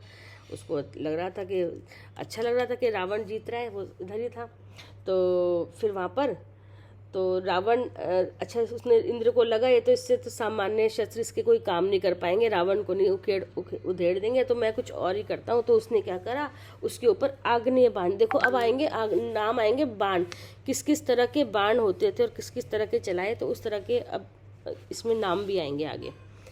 इंद्र ने क्या करा, उसने आग्नेय बाण चलाया। उससे क्या हुआ, वह आग्नेय बाण इतना विशाल था कि स्वयं आकाश ही उसका ईंधन बन गया हो। धनुष आदि पौद्गलिक वस्तुओं के विषय में तो कहा ही क्या जा सकता है। जिस प्रकार बांसों के वन के जलने पर विशाल शब्द होता है, उसी प्रकार ज्वालाओं के समूह से भयंकर दिखने वाली आग्नेय बाण की अग्नि से विशाल शब्द हो रहा था। तदंतर जब रावण ने अपनी सेना को आग्नेय बाण से आकुल देखा, तब उसने शीघ्र ही वरुण अस्त्र चलाया। वहाँ से सामने इसने वो अग्नि का वस्त्र चलाया, आग्नेय वस्त्र चलाया। तो इसने देखा कि सब व्याकुल हो गए, तो इसने यहाँ से रावण ने क्या किया, वरुण अस्त्र चलाया। तो वरुण अस्त्र क्या था, वरुण अस्त्र में क्या था, उसके प्रभाव से उसी समय महामेघों का समूह उत्पन्न हो गया। वह मेघ समूह पर्वत के समान बड़ी मोटी धाराओं के समूह की वर्षा कर रहा था। उसने पानी की वर्षा शुरू कर दी उसने अस्त्र ने, वरुण अस्त्र ने, क्योंकि वो आग थी, आग पे पानी डल सकता है, तो उसने डाल दिया पानी। तो इस तरह से गर्जना से सुशोभित और ऐसा जान पड़ता था मानो रावण के क्रोध से आकाश ही पिघल गया हो। इस तरह का वहाँ से हो रहा था, इस तरह का दृश्य था। ऐसा मेघ समूह ने इंद्र के उस आग्नेय बाण को उसी क्षण संपूर्ण रूप से बुझा दिया। तदंतर इंद्र ने, अब जब ये वाला भी काम नहीं आया, तो फिर इंद्र ने क्या करा, इंद्र ने तामस बाण छोड़ा, तामस बाण छोड़ा। तो उससे क्या हुआ, उससे क्या हुआ, समस्त दिशाओं और आकाश में अंधकार ही अंधकार छा गया, बिल्कुल अंधेरा हो गया उस समय। ताम मतलब अंधेरा होता है ना, पूरा अंधेरा अंधेरा छा गया। उस बाण ने रावण की सेना को इस प्रकार व्याप्त कर लिया कि वह अपना शरीर भी देखने में असमर्थ हो गई, को दिखाई नहीं दिया, अपना ही नहीं शरीर दिख रहा था, इतना अंधेरा उसने कर दिया था। फिर शत्रु की सेना देखने की तो बात ही क्या थी। तब अवसर की योग्य वस्तु की योजना करने में निपुण रावण ने अपनी सेना को मोहग्रस्त देख प्रभा अस्त्र, अब जब वहां से इस तरह का अस्त्र तामस बाण छोड़ा, तो इसने क्या छोड़ा, प्रभा अस्त्र छोड़ा, अर्थात प्रकाश बाण छोड़ा। सो जिस पर जिन शासन के तत्व से मिथ्या दृष्टियों का मत नष्ट हो जाता है, उसी प्रकार उस प्रभाव से क्षण भर में वह समस्त अंधकार नष्ट हो गया। तो देखिए, साथ साथ आचार्यों को जब लिख रहे हैं तो वही चल रहा है, भेद विज्ञान निरंतर चल रहा है। जैसे अंधकार किसका था, अंधकार का छोड़ा तो उसने प्रकाश का बाण छोड़ा, तो ऐसे ही अंधकार मोहिनी कर्म का मोह का अंधकार जो है, जिसका भाव वो अनादि से हमें ये पता ही नहीं कि मैं कौन हूँ। अनादि से पता ही, ऐसा लगता है कि शरीर ही मैं हूँ, काम मैं करती हूँ, गुस्सा हो जाता है। अनादि काल से हमारा भी यही, अंधेरे में थे हम। लेकिन अब जैसे ही प्रकाश, अब यहाँ पे भी हमें बाण छोड़ना है, तो ये बाण तो था मोहिनी कर्म का बाण छूटा था अब तक, तो उसकी वजह से हमारी बुद्धि में कभी आया ही नहीं कि मैं कौन हूँ ऐसा जाने, बस जो दिखा वही इसको अपना माने बैठे थे। तो अब जैसे ही प्रकाश का बाण, अब यहाँ पे भी युद्ध चल रहा है, एक शरीर रूपी इस पिंड में भी युद्ध चल रहा है। अब जैसे ही प्रकाश बाण छोड़ा, मतलब जैसे ही पता चला कि या इसमें प्रकाशवान, इसमें ज्ञानवान कोई वस्तु है, ये ज्ञान, इनमें ज्ञान नहीं है, ये तो शरीर का भाव है, शरीर, ये तो अंधकार है, इसमें ज्ञान और शरीर में ज्ञान नहीं है। तो जब हमें ये पता चला, तो हमने देखा कि इसमें ज्ञानवान वस्तु जो है, जब उसको हमने देखा, जब ऐसा उस प्रकाश का बाण छोड़ा कि मतलब जहाँ ये इंद्रिय है, इंद्रिय में ज्ञान नहीं है और ज्ञान हो रहा है, इसका मतलब मैं जीव हूँ, जीव है वो ज्ञान स्वरूप है। तो देखिए, ये हमने प्रकाश का बाण छोड़ा, और जैसे ही ये छोड़ा, जो अंधकार था, जो मोह का अंधेरा था, जो अज्ञान भाव था कि शरीर में हूँ, वो हटा। तो अब भगवान का हमें अपना वो प्रकाश दिखा, जिसमें से वो ज्ञान आ रहा था, वो ज्ञानवान वस्तु दिखी। अभी तो इस ज्ञान की भ्रांति हमें शरीर में ही हो रही थी, वो वस्तु हमें दिख ही नहीं रही थी। लेकिन जैसे ही ऐसा प्रकाशवान छोड़ा हमने भी, तो कैसी दिखी हमें वो वस्तु दिखी, जिसमें से वो ज्ञान जिसमें असली ज्ञान था, जिसमें ज्ञान स्वरूप है, जिसका स्वरूप ही ज्ञान है। तो वो कौन है, वही वस्तु, वो मैं ही तो हूँ। तो उसका मतलब जहाँ इंद्रियमान नियम से जीव है, मैं जीव हूँ, जीव है वो ज्ञान स्वरूप है। और ज्ञान स्वरूप, ये तो हमने देख लिया कि ज्ञान, इसमें ज्ञान हो रहा है, इसमें ज्ञान नहीं है, और ज्ञान हो रहा है तो इसका, और भगवान ने बताया हुआ है कि ज्ञान किस में है, तो 6 द्रव्यों में से एक द्रव्य में ज्ञान है, जीव में। तो इसका मतलब अगर ज्ञान हो रहा है तो इसका मतलब उसका गुण है, तो भाव है, तो इसका मतलब जिसमें वो भाव रखा जाता है वो पात्र भी होगा, वो वस्तु भी होगी, तो वो जीव ही तो है। तो इसका मतलब मैं जीव हूँ और मैं ज्ञान स्वरूप हूँ। और ज्ञान का फिर गुण का गुण है, उसमें चेतना भी है, उसमें प्रकाश भी है, उसमें और वो प्रकाश कैसे है, वो स्वयं प्रकाशक है, उसमें स्वयं जीव भी चेता। और ये जो ज्ञान, जिसमें ज्ञान नहीं है, ऐसी वस्तुएं, ऐसे पुद्गल से रची हुई वस्तुएं, मोह भी हो गया, मोहिनी कर्म, आठों कर्म के भाव हो गए जो 3 शरीर रूप से हैं, इनके सबके अलग भाव हो गए। तो ना पुद्गल में ज्ञान था, ना इनसे रची हुई कर्म, पुद्गल से रचे हुए जो कर्म, इनमें भी ज्ञान नहीं होगा, और कर्म से जो उनके भाव है तो उसमें भी ज्ञान नहीं होगा, क्योंकि जिस चीज़ से जो बनी हुई है उसमें वो उस मटेरियल जो जिस मटेरियल में है वो उसका ज्ञान उसमें किसी में है ही नहीं। जब पुद्गल में नहीं है तो उनके किसी एंड तक जितने भाव बने, जितने विकार आए, विकारों के भाव है, किसी में ज्ञान नहीं है। तो हमने देखा कि ये सब भाव ऐसा पुद्गल चेता और जीव भी चेता, क्योंकि ऐसा चेतना में चेता, क्योंकि ऐसा अस्ति नाम का धर्म, चेतना में ऐसा है धर्म। और साथ साथ ऐसा धर्म भी है नास्ति नाम का कि सब जानता तो है लेकिन ना वो अपने और गुण रूप होती चेतना, और ना इन सब पुद्गल रूप होती। सब जानती तो है लेकिन किसी रूप नहीं होती, ऐसा क्योंकि नास्ति नाम का धर्म है, इसलिए मैं शुद्ध चेतन हूँ। तो जब हमने ऐसा प्रकाश का बाण छोड़ा तो मोह का अंधकारा एक तरफ हो गया। तो आचार्य भी ये बोल रहे हैं कि जिस प्रकार जिन शासन के तत्व से, देखो तत्व आया, यहाँ पे क्या निकल के आया, उस तत्व का पता चला, क्योंकि हमें अतत्व श्रद्धान हो रहा था, तत्व में अतत्व में तत्व की भ्रांति हो रही थी। अब तत्व अलग दिखा कि ये तो जीव, ये तो मेरा भाव है। तो ऐसे जब तत्व से मिथ्या दृष्टियों का मत नष्ट हो गया, उसी प्रकार उस प्रभास्त्र से, तो यहाँ पे भी तो प्रभास्त्र चला रहे हैं हम, ये भेद विज्ञान क्या है, ये प्रभास्त्र तो है। तो इस तरह प्रभा से क्षण भर में ही वह समस्त अंधकार नष्ट हो गया। यहाँ पे भी अगर हमारा इतना ज़्यादा उद्यम रहेगा, पुरुषार्थ रहेगा कि बार बार हम अपने स्वरूप को विचारेंगे, तो यहाँ पे भी क्या होगा, ये अंधकार एक दिन जो मोह की जो प्रकृति है वो 7 भागों में टूट कर बैठ जाएगी, और एक बार ये टूट जाती हैं तो फिर कभी जुड़ के वो इस तरह से गहन अंधेरा कभी भी नहीं छाएगा। फिर और ज़्यादा से ज़्यादा 6 महीने और 48 मिनट में अगर पक्का पुरुषार्थ रहेगा तो हमने देखा है कि इस तरीके से सम्यक दर्शन की प्राप्ति, प्रकृतियाँ टूट जाएंगी और आगे चलकर वो केवल ज्ञान का और निर्वाण का कारण बनेगी। तो इस तरीके से हमें भी इसी तरह का उद्यम करना चाहिए। तो वैसे ही तो इस तरीके से क्षण भर में ही वह समस्त अंधकार नष्ट हो गया। तदंतर रावण ने क्रोधावश नागास्त्र छोड़ा। अब देखो उसके बाद फिर लड़ाई अभी चालू है, लड़ाई खत्म नहीं हुई है। तो वहां से रावण ने फिर गुस्से में आके नागास्त्र छोड़ा। अब उससे क्या हुआ, जिससे समस्त आकाश रत्नों से दीप्तिमान सर्पों से व्याप्त हो गया। सर्प ही सर्प सारे में इच्छा अनुसार रूप धारण करने वाले उन बाणों ने जाकर इंद्र के शरीर को निश्चेष्ट कर दिया तथा सब उससे लिपट गए। इस तरह से देखो नागस से ऐसा इस तरह से उसको बेहोश कर दिया और सारे जितने भी सर्प थे उससे लिपट गए। जो महानीलमणि के समान श्याम थे, वलय का आकार धारण करने वाले थे और चंचल जिह्वाओं से भयंकर दिखते थे, ऐसे सर्पों से इंद्र बड़ी आकुलता को प्राप्त हुआ।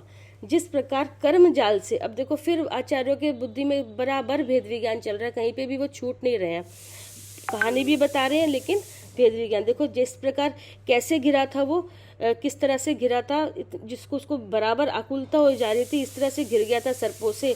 जिस प्रकार कर्म जाल से घिरा प्राणी संसार रूपी सागर में विवश हो जाता है, उसी प्रकार व्याल अर्थात सर्पों से घिरा इंद्र विवशता को प्राप्त हो गया था। विवश हो गया, इतने इंद्र के भोग में, इसी में सुख ढूंढने में इतना प्रवृत्त हो गया कि इसी में सुख है, इसको रखो, इसको छोड़ो, इसको रखो, इसको छोड़ो, ये अच्छा है, ये बुरा है, करते करते क्या हुआ, कभी संसार सागर से बाहर निकल ही नहीं पाया। हर में जितनी बार इसने अच्छा बुरा लगा तो उतनी बार उसको आकुलता हुई तो इच्छा हुई, इच्छा से कर्म बंधे, क्योंकि वो इच्छा का कभी विषय आता ही नहीं है, कर्म बंधे और कर्म बंधे से संसार और संसार गतियाँ, तो कभी दुख खत्म ही नहीं हुआ।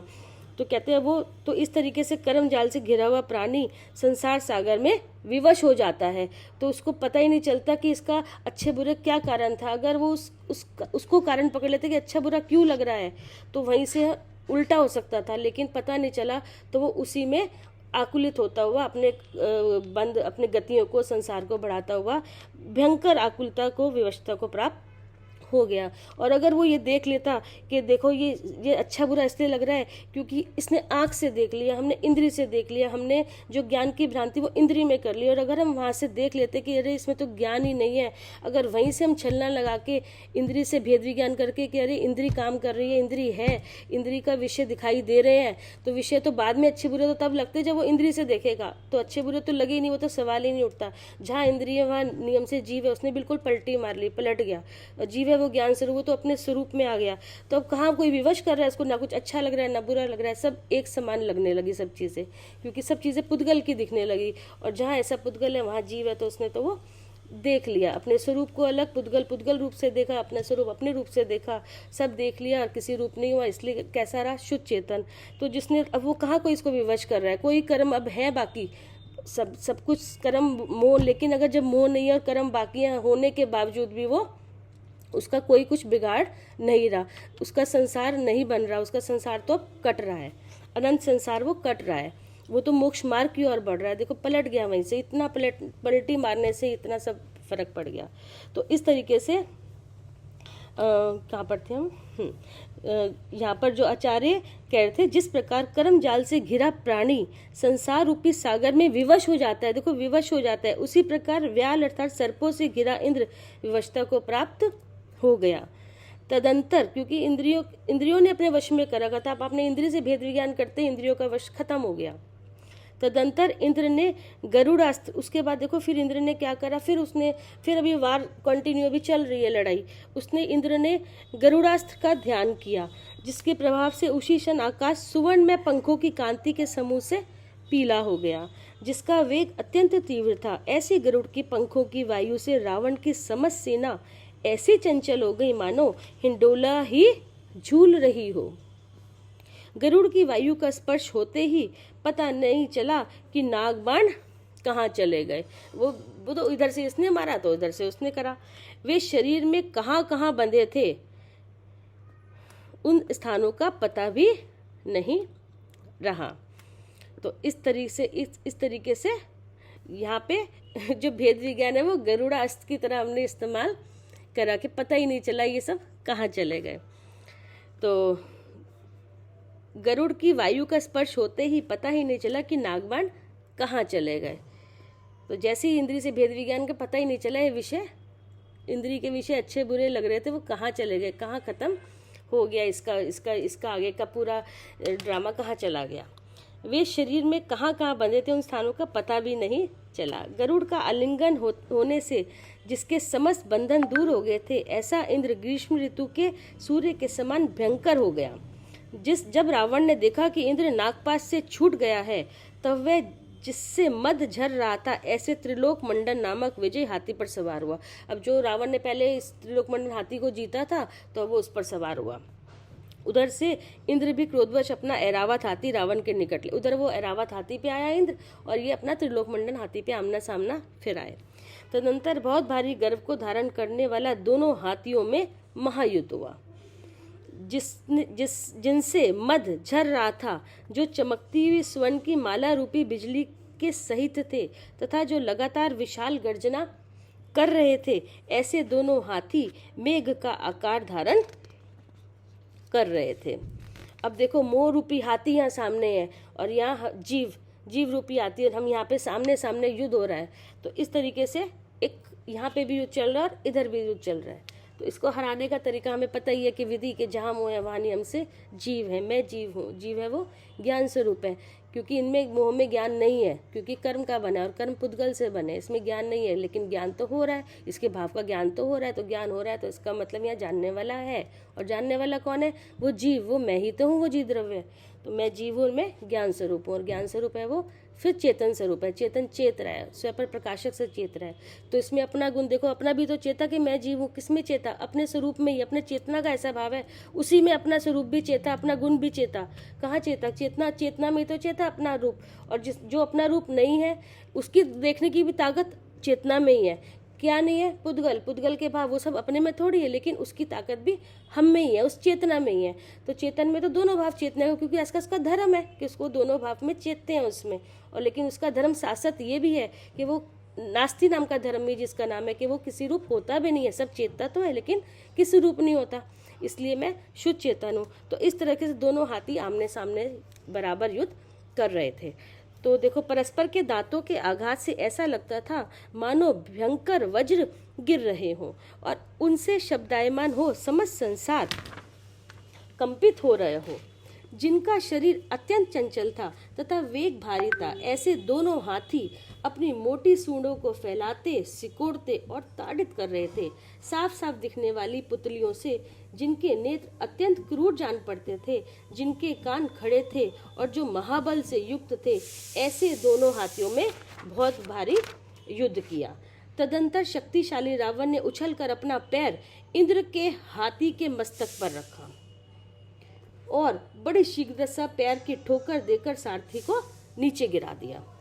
बार बार आश्वासन देते हुए रावण ने इंद्र को वस्त्र से कसकर बांध अपने हाथी पर चढ़ा लिया। अब उसने लास्ट में भी क्या करा, इसने इंद्र को बांध दिया कसकर और अपने हाथी पर चढ़ा लिया। तो इधर इंद्रजीत ने भी जयंत को बांधकर किंकरों के लिए सौंप दिया। इंद्रजीत ने क्या करा, तो उसका बेटा तो इंद्र का बेटा था जयंत, उसको बांधकर कहा कि उनको जो उसके किंकर वगैरह थे, नौकर चाकर बाकी थे, उनको सौंप दिया कि लो उसको तुम संभालो। तदंतर विजय से जिसका उत्साह बढ़ रहा था तथा जो शत्रुओं को संतप्त कर रहा था, ऐसा इंद्रजीत देवों की सेना के सम्मुख दौड़ा। उसे दौड़ता देख शत्रुओं के संताप पहुंचाने वाले रावण ने कहा कि हे वत्स, अब प्रयत्न करना व्यर्थ है। अरे कहते तू क्यों अब उनके ऊपर फिर से दौड़ रहा है? रावण ने अपने बेटे को बोला तू क्यों दौड़ रहा है उसके ऊपर? अब जो इसका जो सिर है, जो सेना का सिर मेरे हाथ में आ गया। सेना का सिर मतलब वो जो मूल पकड़ थी, वो जो मूल पकड़ थी, उसका सिर कौन था? वो इंद्र उसके हाथ में लग गया। कहते अब उनको बेचारे उनके ऊपर क्यों भाग रहा है, क्यों कर रहा है? अब तो मेन चीज़ ही मेरे हाथ में आ गई है। तो ऐसे ही यहाँ पे क्या था, मूल में 8 कर्म है, एक जीवन आदि से 8 कर्मों के साथ है। तो जो उसका मोह राजा है, अगर उसकी गर्दन पकड़ ली तो बाकी बेचारे कर्म कहाँ कुछ कह रहे हैं, कुछ भी नहीं, उनमें ताकत ही नहीं है इतनी। तो यहाँ तो हमने गर्दन, हमारे पंडित जी ने हमें गर्दन, मोह की गर्दन पकड़ना बता दिया। तो यहाँ तो हमने लक्षण बना के उसको भी, बल्कि हमने शत्रु नहीं माना, उसको भी हमने लक्षण बना के मैं जीवूं उससे भी ऐसा जान लिया। सब भाव उसके हमें पहचान में आ गया कि मोह के कारण हमें कैसे कैसे भाव हमें हो रहे थे। तो ये सब भाव झूठे थे, तो लेकिन वो तो हमें झूठे थे, वो तो हमें बताने आया था मोह कि इसका मतलब यहाँ जीव है, क्योंकि बिना जीव के थोड़ी कोई जानता है कि ऐसे ऐसे भाव जहाँ बिना जीव के थोड़ी होते हैं कहीं पर भी। तो इसका मतलब जहाँ ये भाव हो रहे हैं तो इसका मतलब आप पहचान जाओ कि ये मोह नाच रहा है, और मोह नाच रहा है तो मतलब मैं जीव हूँ, ये तो हमें पता रहा है, दर्पण में दिख रहा है उसका भाव अंधेरे का, तो दिख गया। तो हमने जान लिया कि ये तो दर्पण है, तो मैं जीव हूँ। जीव है वो ज्ञान स्वरूप है कि उसका भाव ही ऐसा है ज्ञान, और ज्ञान का भाव फिर है चेतन, उसमें प्रकाश भी तो है, उस प्रकाश का स्वयं प्रकाशक भाव है, उसमें स्वयं अपना भाव भी चेता, और जब अंधकार का भाव ये भी चेता है, लेकिन चेतना किसी रूप नहीं, इसलिए मैं शुद्ध चेतन हूँ। तो जब वो गर्दन हमने मोह की पकड़ ली, ऐसे उसने बोला जब मैंने इसकी गर्दन पकड़ ली, अब तू व्यर्थ में बाकियों के पीछे क्यों दौड़ रहे, तो अपने आप भाग जाएंगे। एक को पकड़ लिया, ये कर्म, ये प्रकृति टूट गई, बाकी कर्म क्या है, ये तो अपने आप 48 मिनट में, अजाय से 6 महीने में अपने आप ही भाग जाएंगे। इनमें थोड़ी दिमाग लगाना है, दिमाग तो सिर पे लगाना था, जो मेन था, जो मूल में जिसके कारण कर्म आ रहे थे। तो ऐसे ही यहाँ पे उसने कहा कि अब तू उनके पीछे मत भाग, तू व्यर्थ में ही अपना टाइम गंवा रहा है, उसको छोड़। इसका सेना का जो सिर अपने हाथ में, जो सब मेन सिर था वो अपने हाथ में लग चुका है। तो इसके हाथ लग चुकने पर दूसरा कौन हलचल कर सकता है? अब कौन हलचल करेगा? कोई भी नहीं। ये शूद्र सामंत जीवित रहे और अपने इच्छित अनुसार स्थान पर जाए। कहते कोई बात नहीं, उनको जिंदा छोड़ दो, वो अपने अपने स्थान पे जाएंगे, और जैसे वो भोग कर रहे थे, जिस तरह से वो रह रहे थे, उसी तरह से रहे। तो उसको कुछ नहीं चाहिए था, उसको तो मेन चाहता था कि बस सब इसके सामने हाथ जोड़े। तो वो किसी को कुछ ऐसे जबरदस्ती ऐसे नहीं मारता था। जब धान के समूह से चावल निकाल लिए जाते हैं, तब छिलकों के समूह के अकारण ही छोड़ जाते हैं। कहते जब चावल निकल गए, तो जब धान के समूह से चावल ही निकल गए, अब छिलकों के समूह तो अकारण ही छोड़ देते हैं। अब क्या चाहिए हमें? कुछ नहीं है, तो अपने आप ही छूट जाते हैं। तो ये तो सब अवस्थाएं, ये तो सब कथन कर रही थी धान की, जितने थे ऊपर के, ये जितना छिलका था वो सब चावल का ही तो कथन कर रहे थे। तो इस तरीके से रावण ने इस प्रकार कहने पर इंद्रजीत युद्ध के उत्साह से निवृत्त हुआ। तो उस समय राजाओं का बड़ा भारी समूह इंद्रजीत को घेरे हुए था। तदंतर जिस प्रकार शरद ऋतुओं के बादलों का एक लंबा समूह क्षण भर में विदीन हो जाता है, उसी प्रकार इंद्र की सेना क्षण भर में विशीर्ण हो जाता है। उसी प्रकार इंद्र की सेना क्षण भर में विशीर्ण हो गई, इधर उधर मतलब बिखर गई। रावण की सेना में उत्तम पटल, शंख, झरझर, बाजे आदि समूह के बड़ा भारी जयनाद होने लगा, क्योंकि वो जीत गया था।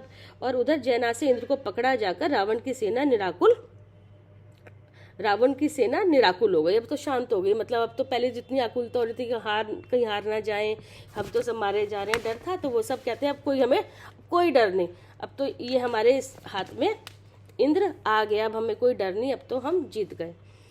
तो इसी तरीके से सम्यक दृष्टि का भी जहाँ तक देखो वही हाल होता होगा, जिस समय उसको सम्यक दर्शन होने वाला होता है, हो जाता है, तो उस समय भी उसका भी यही स्थिति रहती होगी।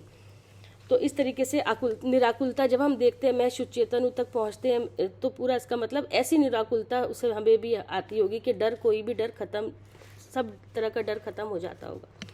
तो इस तरीके से अब सबका डर वहाँ पे सेना निराकुल होगी, खत्म हो गया।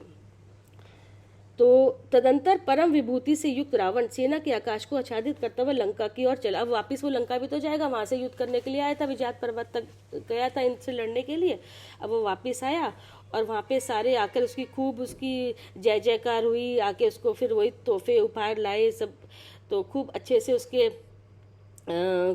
उसके लिए उसकी पूरा उसका सम्मान हुआ, आवभगत हुई उसकी, ये सब है उसके बाद।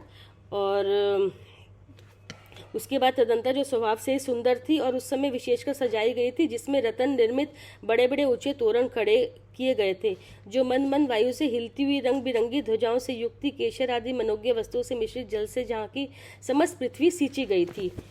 तो इस तरीके से जिस प्रकार अनेक देवों से इंद्र घिरा होता है, उसी प्रकार रावण भी अनेक विद्याधरों से घिरा था। उस समय वह अपने पूर्व उपार्जित पुण्य कर्म के प्रभाव से उत्तम सुख को प्राप्त हो रहा था। तो अत्यंत सुंदर और इच्छा अनुगमन करने के वाले पुष्पक विमान पर वो सवार था। उसके मुकुट पर बड़े बड़े रत्न दीप्यमान हो रहे थे तथा उसकी भुजाएं बाजूबंद से सुशोभित थी। तो इस तरीके से उसके प्रभा चारों ओर फैल रही थी।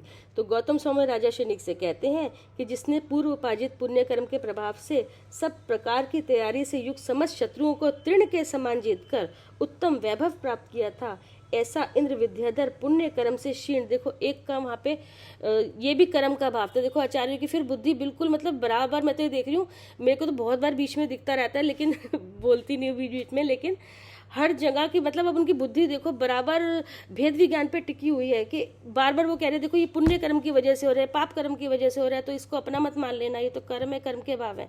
लेकिन जहाँ ये कर्म है वहाँ नियम से जीव है, दोनों बंद है। पुण्य एक बंद की अवस्था है, पुण्य हो चाहे पाप हो। तो कहते एक देखो पुण्य कर्म, ऐसा मत सोच लेना कि आप लोग के पुण्य अच्छा है पाप बुरा है। देखो यहाँ तो लिखा है कि वो पुण्य कर्म की उदय से उसके साथ रावण के साथ ऐसा हुआ और पाप कर्म की उदय से इंद्र के साथ ऐसा हुआ, सब लक्ष्मी हाथ से खोली। तो लेकिन हमें क्या समझना है कि जहाँ ये कर्म है, पुण्य हो चाहे पाप हो, दोनों एक बंद की अवस्था, और जहाँ ये बंद है वहाँ नियम से जीव है, मैं जीव हूँ। हमें तो अपने आप को इस तरीके से जीव है वो ज्ञान स्वरूप है, अर्थात वो शुद्ध चेतन है, ऐसे करके हमें निकाल लेना चाहिए।